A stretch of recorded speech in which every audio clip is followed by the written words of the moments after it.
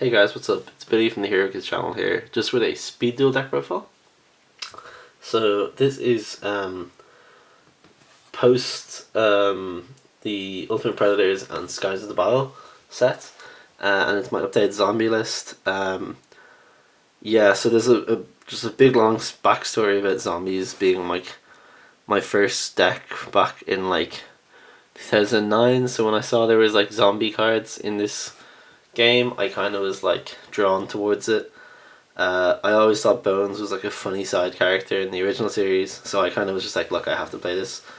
So yeah, this is like a zombie vanilla beatdown deck based around the skill of Bones, which is called Ectoplasmic Fortification.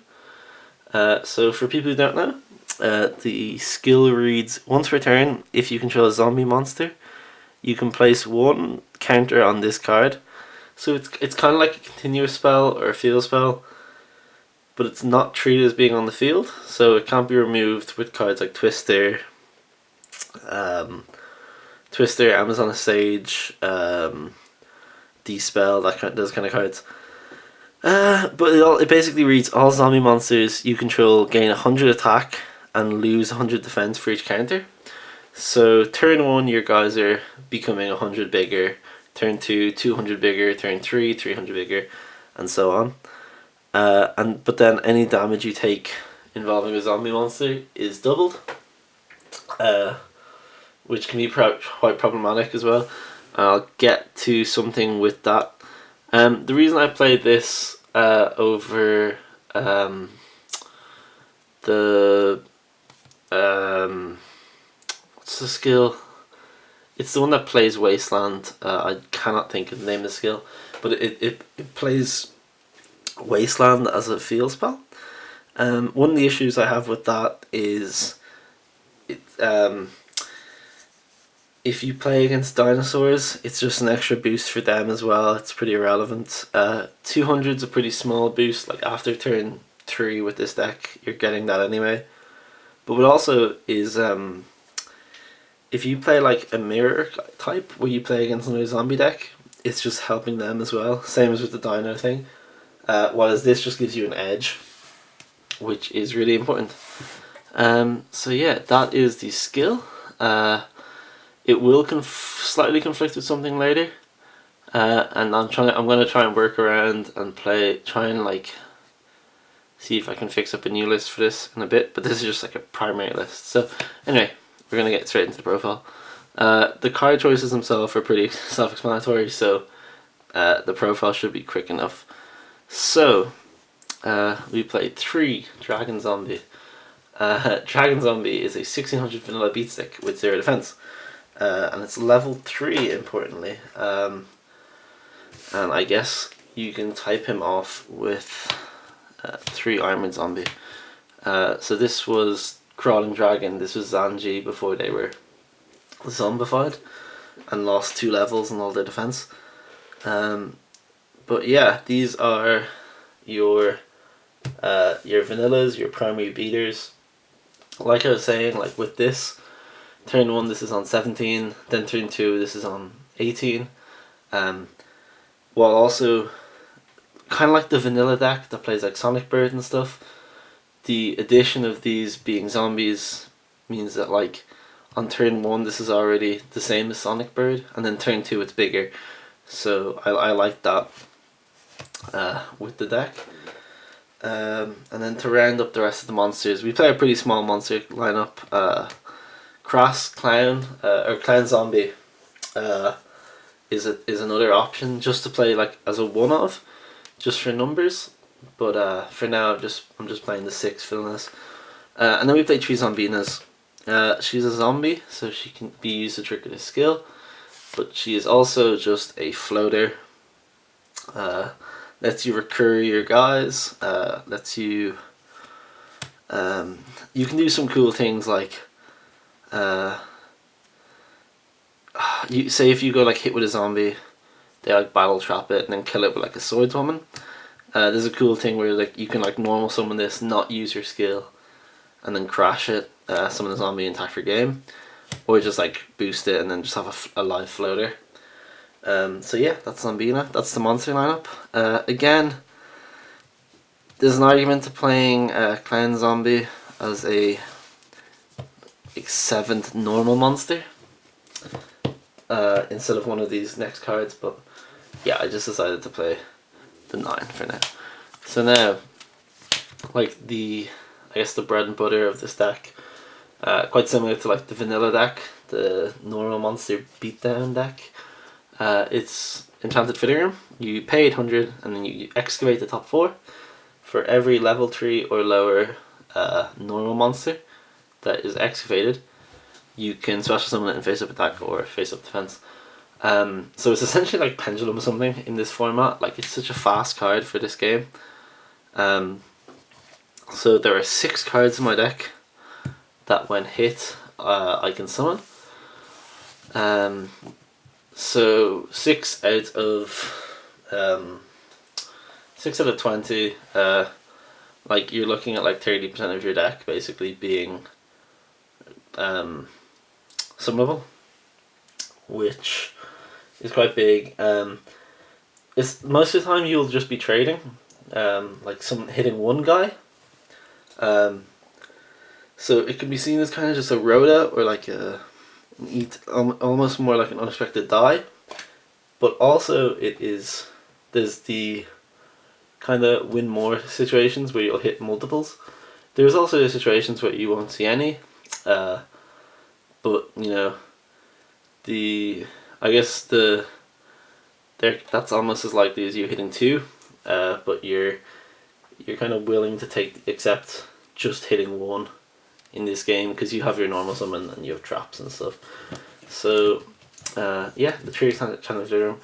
It slightly conflicts with the skill because you are paying 800 to activate it, so that's putting you on 32 straight away, and then your damage kind of becomes an issue. But that's why I'm considering maybe cutting one of some number of these and playing more traps or something, but that all has to be theoried for next time. The rest of the spells are just 2 order to charge. Really want to play 3 of this. Was trying to find room, but between like Enchanted Fitting Room and trying to find room for another normal summon, I guess the Clown Zombie would be better with a 3rd of these, but yeah, this is just a primary list. This card's really good. You tribute a monster to destroy a monster your opponent controls, and what's really good with this is sometimes your opponent will have something like Mask of it's not Brutality, is it? It's Mask of Remnants? Whichever one it is, the one that burns for 500 every turn. It basically lets you lose cards like that. Cards like Spellbinding Circle, even just like attacking and getting windstormed, that forces a back row, and then this forces removes the same monster that would be threatening your monster. So it's just a really good removal card. Essentially it's like the Gem Spark of the format, just without the draw, but still a really good card. You can also go aggressive with this as a quick play spell, so you can like attack a monster with one of your guys and then tribute off that same monster to pop another monster and then attack directly with the third one, with the second one or third one. So that's the spells. It's 9 monsters, 5 spells. 9 monsters, 5 spells, 6 traps. Alright. Yeah, that is 20. Sorry, mine went. Yeah, 3 Kuno chain. So this is a battle trap. But I went for this over Metal Morph because it lets you switch guys to defense, which is really important because you haven't got too much like offensive pressure in the early game, because you're waiting for your skill to clock up counters. So being able to switch them to defense is just really good for that early game because it lets you play more defensively, while as Metal Morph means you have to play aggressively, and also like I guess I don't know. There's arguments to playing both, honestly. But I for now I'm just gonna be playing this. I might play around like a 2-2-2 ratio of traps with Metalmorph. But again, this is just a primary list, and ratios will ultimately be changed over time. And to round up the 20 card deck, we play triple Windstorm of Atekwa. Yeah, this card will probably just be a staple for the next like few sets at least. I can't see it really being like power crept out by traps. Because if people play Duel Links, like this was pretty popular as a one-off trap for a while because it was only accessible at one. But yeah, I really enjoyed this deck. Again, if people like the zombie deck, I literally think this costs like €10. Really fun. It has like good matchups against most of the meta. You kind of struggle with things like Blue Eyes, which is just like it's this deck is good because your normal summon generally outmuscles the rest of the format's normal summons, but it's bad because you haven't really got ways to deal with Blue Eyes outside of Order to Charge. So I kind of I'll mess around with the ratios again. There's just no one at my locals actually played. No one in my like Speed Duel friend group plays Blue Eyes, so I kind of haven't really prepared for it. But yeah, I played it at Euros this year, something similar at least, before this card came out, and you really did struggle with Blue Eyes. But yeah, no, I'm gonna still mess around with this, try and like fix it. I'd love to hear people's feedback on the deck. I want to improve this. I want to make a zombie deck that's quite competitive in the meta while also just being, you know, fun, because I guess Speed Duel is just kind of a fun format right now. It's not too competitive. So yeah, if people want to comment just down there in the comment section, any suggestions they have for the deck, anything they like about the deck. I just want to hear back any criticism, any comments in general. So yeah, this has been Billy from the Hero Kids channel with his vanilla zombie deck profile. Signing out. Cheers, guys.